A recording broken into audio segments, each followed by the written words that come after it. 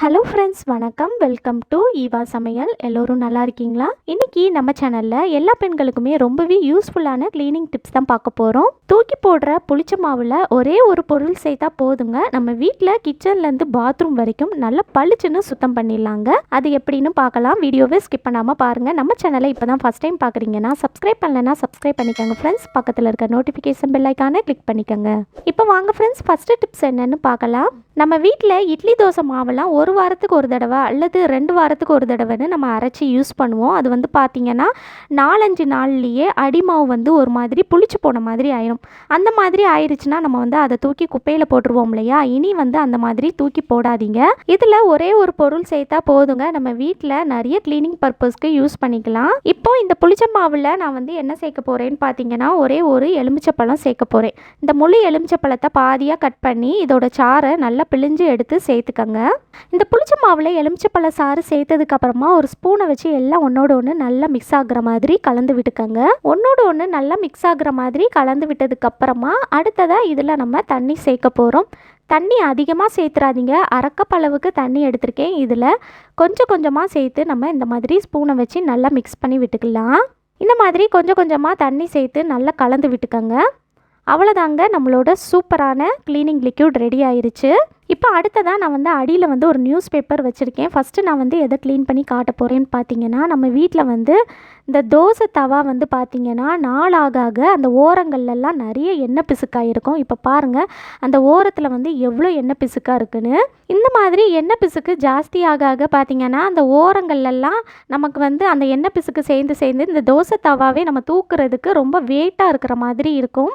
அந்த எண்ணெய் பிசுக்கு ரொம்ப ஜாஸ்தியாக இருந்துச்சுன்னா நம்ம அதை என்ன தான் டிஷ்வாஷிங் லிக்யூட் யூஸ் பண்ணி க்ளீன் பண்ணாலும் அவ்வளோ சீக்கிரத்தில் அது போகாது. இந்த மாதிரி இருக்கிறப்ப நீங்கள் இந்த மாதிரி புளிச்ச மாவில் எலுமிச்சை சாறு சேர்த்து மிக்ஸ் பண்ணிவிட்டு அதை வச்சு இந்த மாதிரி தோசை தவாக்கு மேலே கொஞ்சமாக ஊற்றி விட்டுட்டு க்ளீன் பண்ணி பாருங்கள். அந்த எண்ணெய் பிசுக்கு எல்லாமே நீங்கி தோசை தவா நல்லா பளிச்சுன்னு புதுசு போல் ஆயிரும். இப்போ நான் இந்த மாதிரி மாவை கொஞ்சமாக தோசை தவாக்கு மேலே ஊற்றி விட்டுட்டு கையை வச்சு இந்த மாதிரி நல்லா தடவி விட்டுக்கலாம். எங்கெல்லாம் எண்ணெய் பிசுக்கு இருக்கோ அங்கெல்லாம் இந்த மாதிரி நல்லா தடவி விட்டுருங்க.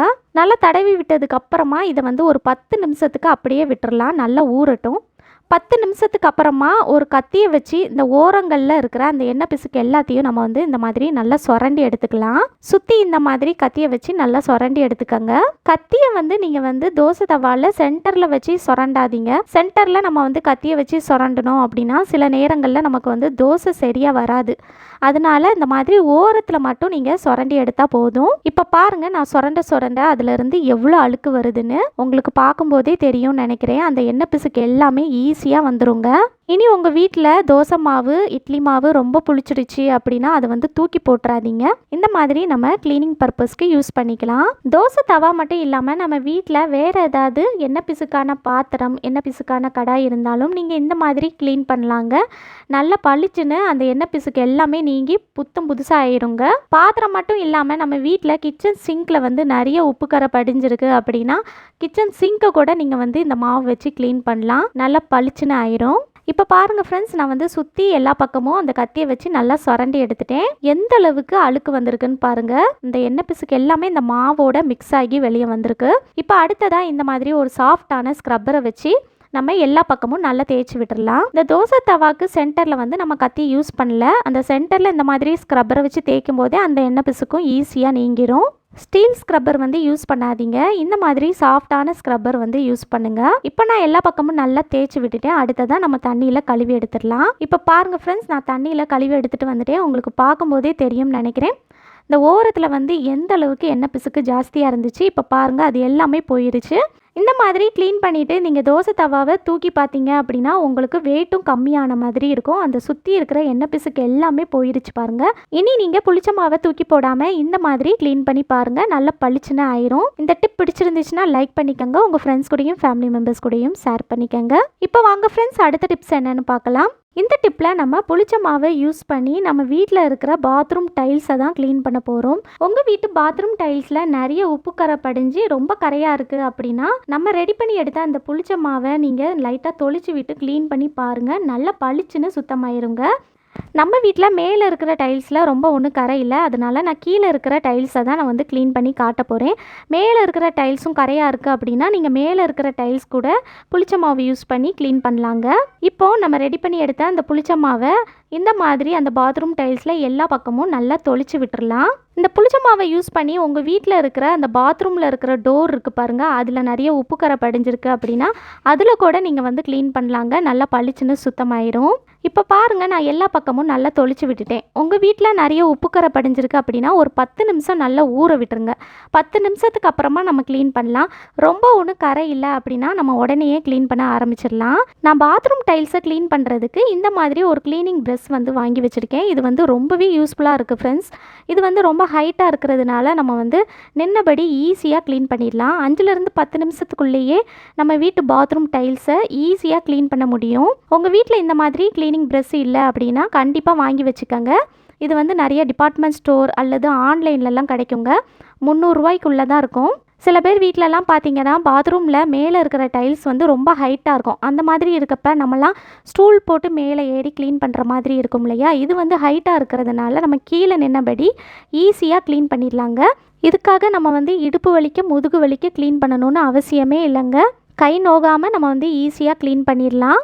உங்கள் வீட்டில் இந்த ப்ரஷ் இல்லை அப்படின்னா கண்டிப்பாக நீங்கள் வாங்கி வச்சுக்கோங்க. ரொம்பவே யூஸ்ஃபுல்லாக இருக்கும். பாருங்கள் எவ்வளோ ஈஸியாக இருக்குன்னு. இப்போ நான் எல்லா பக்கமும் இந்த ப்ரஷ் யூஸ் பண்ணி நல்லா தேய்ச்சி விட்டுட்டேன். அடுத்ததாக நம்ம வந்து தண்ணி ஊற்றி கழுவி விட்டுடலாம். தண்ணி ஊற்றி கழுவி விட்டுட்டு நான் வந்து எப்படி இருக்குன்னு காட்டுறேன். இனி உங்கள் வீட்டில் தோசை இட்லி மாவு புளிச்சிருச்சு அப்படின்னா அதை தூக்கி போடாமல் இந்த மாதிரி க்ளீன் பண்ணி பாருங்கள் ஃப்ரெண்ட்ஸ். இப்போ பாருங்கள், நான் வந்து சுற்றி தண்ணி ஊற்றி க்ளீன் பண்ணிட்டேன். எந்தளவுக்கு நல்லா பளிச்சுன்னு இருக்குன்னு பாருங்கள். முன்னாடி இருந்ததுக்கும் இப்போக்கும் உங்களுக்கு வந்து பார்க்கும்போதே டிஃப்ரென்ஸ் தெரியும்னு நினைக்கிறேன், எந்த அளவுக்கு நல்லா சைனிங்காக இருக்குன்னு. நீங்களும் இந்த மாதிரி க்ளீன் பண்ணி பாருங்கள், நல்லா பளிச்சுன்னு இருக்கும். பாத்ரூம் டைல்ஸ் மட்டும் இல்லாமல் நம்ம வீட்டில் இருக்கிற அந்த பாத்ரூமில் இருக்கிற சிங்கை கூட இந்த மாதிரி புளிச்ச மாவு யூஸ் பண்ணி க்ளீன் பண்ணலாம். நல்லா பளிச்சுன்னு சுத்தமாயிரும். இப்போ இந்த சிங்கில் வந்து பாருங்கள் எந்த அளவுக்கு அழுக்கு இருக்குன்னு.